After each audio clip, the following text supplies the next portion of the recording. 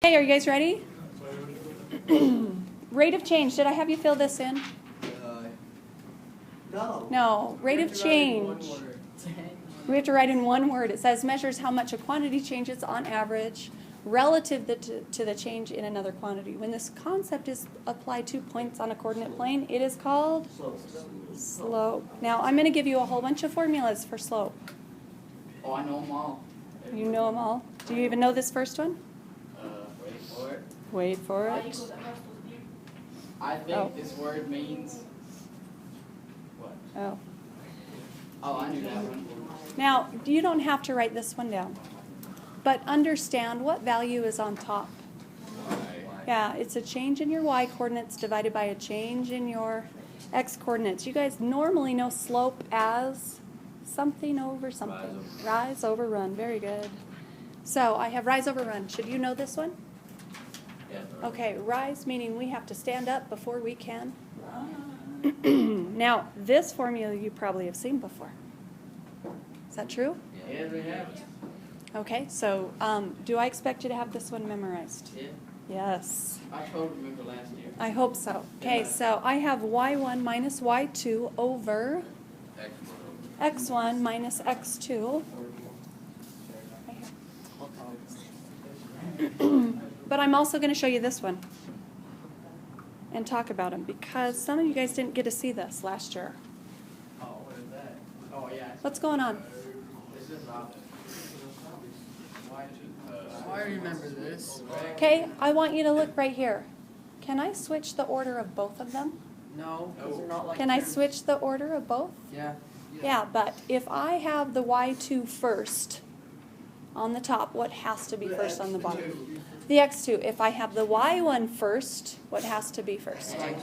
Okay, good. So as long as you understand that, it doesn't matter which formula you use, but you have to be consistent with what you start with.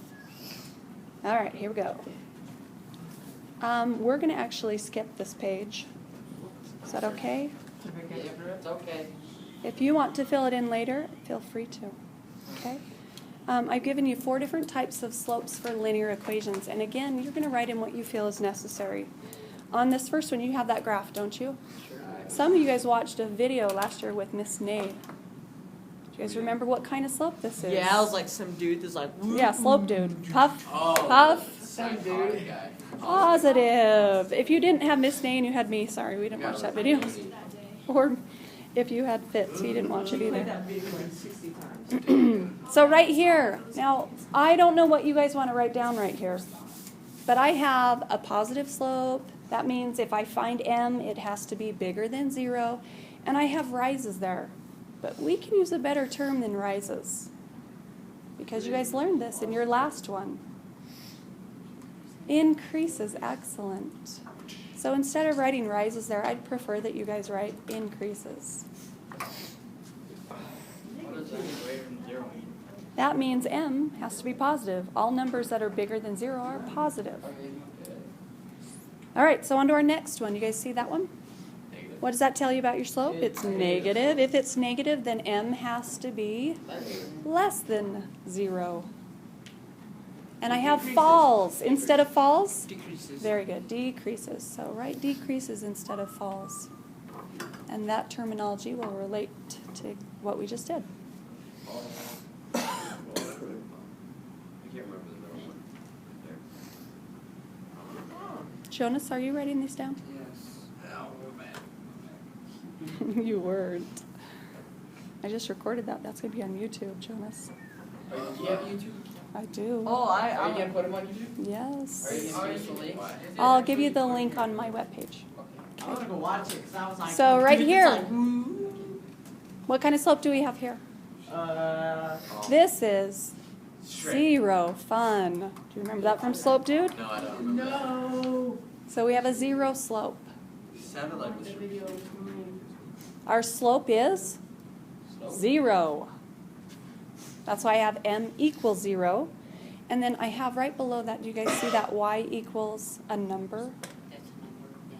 Okay, what that means, and that's not a hashtag. It's a technical thing. What that means, I want to show you. I could write the equation of that line I have graphed up there as y equals, what do you think that's at? 4. Safe.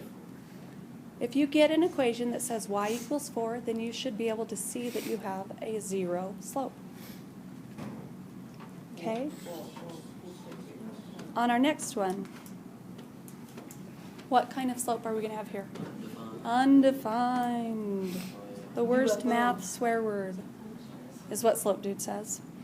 And I have there that m equals 4 divided by 0. Is it always going to be 4 there?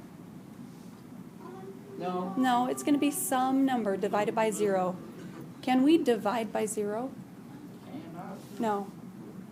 Good. So if you get something divided by 0, it's going to be undefined. I also have there that x equals some number. So if I had to write the equation of that line, what would it look like? X equals? -3, I heard. Okay. It has what kind of, we could also describe it as being vertical. Okay? All right, on to our next slide. So, on this first example, I'm going to give you 4 different ways that you're going to see a problem given to you, and all 4 of them are asking you to find slope. Didn't we do this last year? Yes, you did. So if you look at this A, can we pick out slope? Yes. How? By looking where it crosses. Rise over. Rise over run. So if I start, say, like at this point, oh, maybe. Where? It was on there. Sorry. If I start at this point right here, you guys see that? Yeah. What is it going to take for me to get from that point all the way to this point? Up 3 Up three 3 over 3. over 3. So my slope is up 3 over 3. What is that the same as? 1. Dash 1. 3.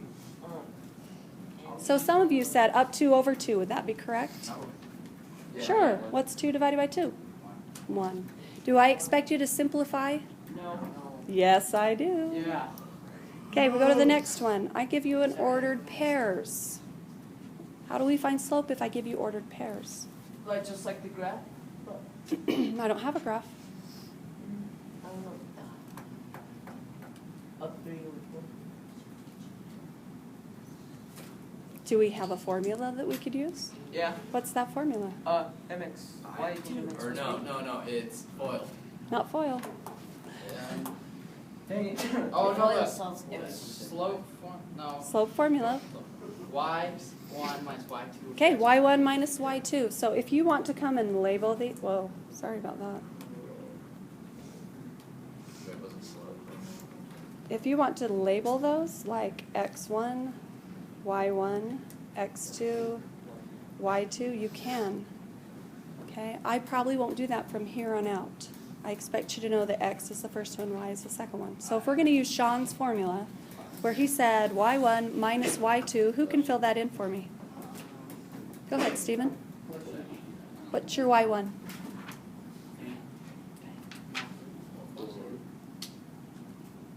Oh, 4. And our formula says y1 minus y2. What's y2? Good. -8. What happens when I have those two negatives together? Good. They become positive. On the bottom, what do we have on the bottom? If I start with the 4, 3 has to start here. Good. -6. Okay, let's solve that. Where would you get your minus from? It's always minus. Oh, the bottom is always minus? So is the top. We only got a plus because we had two negatives there. so if there's 2 negatives at the bottom, it would be negative. Yeah. So 4 plus 8 gives us what? I gave it to you. How's there 2 negatives up? It was 4 minus a -8. -3 on the bottom. Can we reduce that? Yeah, divided by 3. It Yeah. become Negative Okay. 2 over. Negative. 4. Negative 4. Negative 4. Negative 4. Negative 4. Okay, on to our next one.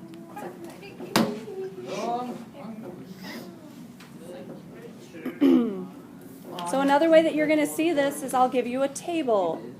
You guys remember what to do with a table? We're going to talk about how these increase. How do these increase? Going up by 1. plus 1. Good. Okay, so we come to this side. What do they do? Go down by 2. So subtract 2? Increase by 2. Okay, so I can actually use that information and find slope. What is slope there? Remember that it's always a change in y over a change in x. So what's our change in y? Negative 2, and our change in x is 1. Now, could I just write this as negative 2? No. No, maybe. Sure. Is negative 2 divided by 1 negative 2? Duh. Yeah. Okay, we go to the last one, D. Okay, this one's probably the hardest one. Oh. What do we have to do with this one? Anybody know? So subtract the... Y, m equals Yes. m equals b. Good, Sean. We have to get into y equals mx plus b. And I'm going to write that up here. Maybe. Figure out what that means. Slope. This is slope Intercept. intercept. Good. Okay, so if we want to get it into y equals, what do we have to get by itself? Practice the backside. The y. So how do we get the y by Y itself? is divided by 6. Subtract what? So 2. That won't get y by itself. We have to subtract. Thank you, Noah. Subtract 3x to both sides. Okay, when you subtract 3x to both sides, what happens to the 3x and the 3x? Yeah, they cross out. Okay, what are we left with? Minus 3 is. I like to put the negative 3x first, because then it will stay in that same format, y equals mx plus b. Okay, now what? Flip it around. Yeah, divide by 2. Good, Carrie. I am actually going to divide each piece by 2 because I'm looking for parts of this. When I divide by 2, the 2's cancel. And then what are you left with?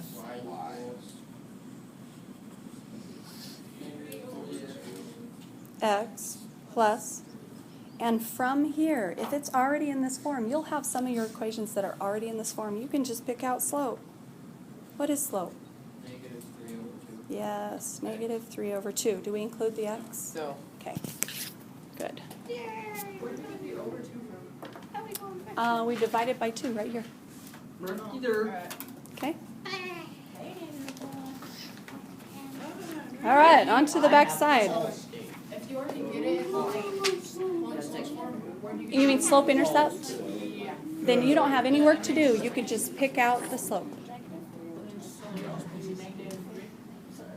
If it were already, yes. Okay, I don't know what you have. Do you have anything to fill out on this? No. Okay, so let's talk about exponential rate of change. I have Because this rate is not constant, what kind of rates are constant? 3. What kind of equations have constant rates? Linear or nonlinear? Linear. Yes. Because they're not constant, we're going to find a value that increases or decreases by each time to determine if it is exponential. Now, later on, they're going to actually ask you to find the rate, the growth rate, or the decay rate. And we're not looking at that right now. So, on we go. This says, find and describe the rate of change.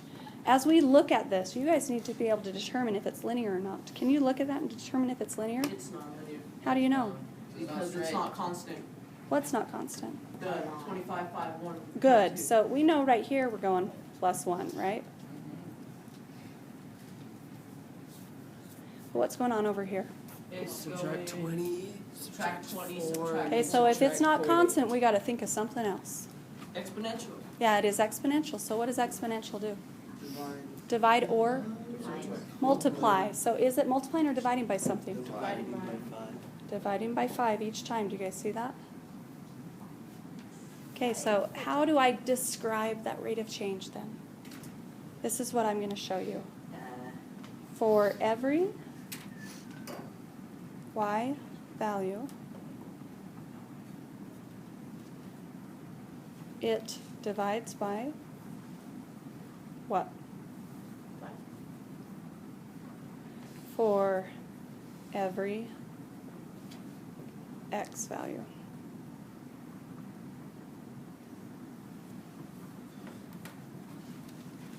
Trish. Okay, on to B. You ready?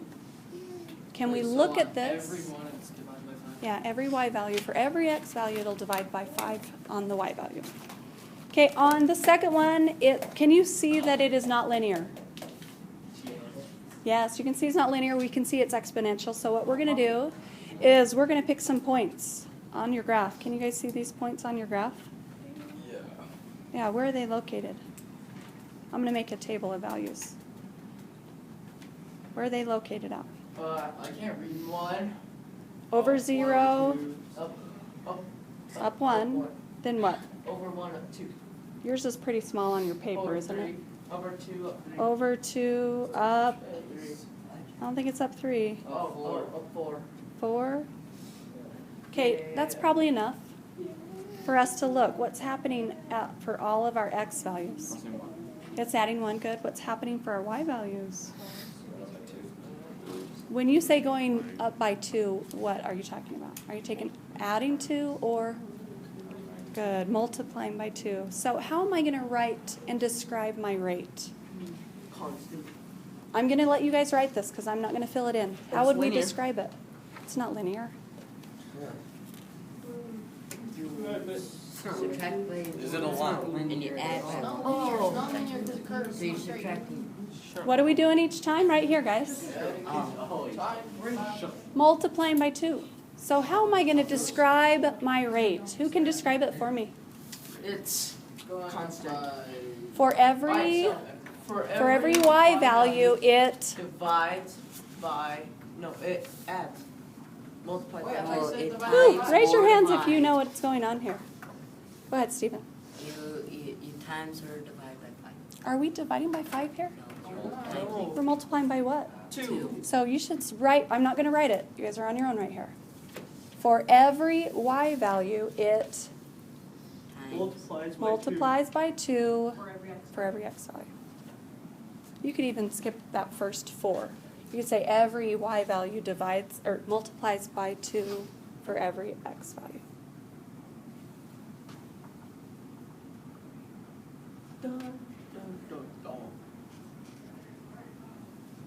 What's that divided? It's not dividing by, Sean. What is it doing? Multiply. Yes, so don't put divide, put multiply. I actually am not going to do the rest of the notes because you guys do not need them. Okay? Really? Yeah.